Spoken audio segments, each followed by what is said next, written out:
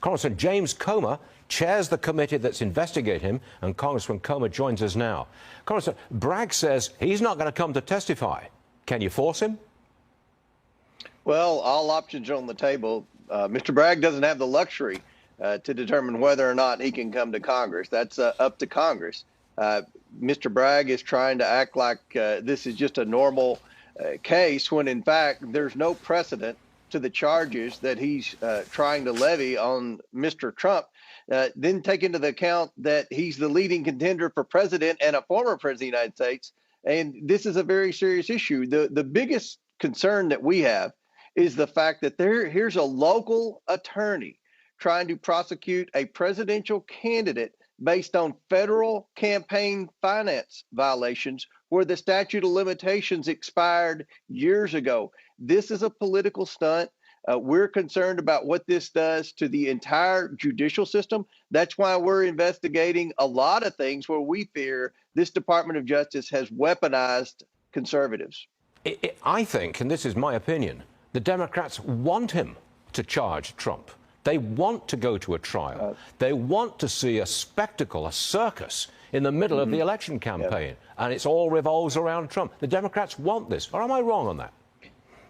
No, you're exactly right. They want a mugshot, Stuart. That's the most important thing. They want a picture of Donald Trump in handcuffs. They want a mugshot. This is something to rally the base. I think there's a lot of depression. You know, Joe Biden is not a charismatic figure. We all know that. His record is dismal. Crime is skyrocketing all over the United States. Energy prices are soaring. Every one of his policies has been a failure. The border's wide open. Fentanyl's pouring across this border. Our foreign policy's a joke. I'm on the world stage. So they needed something to boost the morale, and this is it. You know, always bring back Donald Trump. That's the best morale booster for the left. If I were a tourist visiting America for the first time, I get off the plane, I go to the city, I see homelessness everywhere, I see drugs everywhere, I see a completely open border, I see crime everywhere, and now I see the indictment of a former president. I would conclude that this is a now third world country. How about you? Yeah, I mean, look, one of the biggest issues that Republicans campaigned on in the midterm elections and why we won the majority is because of crime. The Democrats have a soft on crime policy.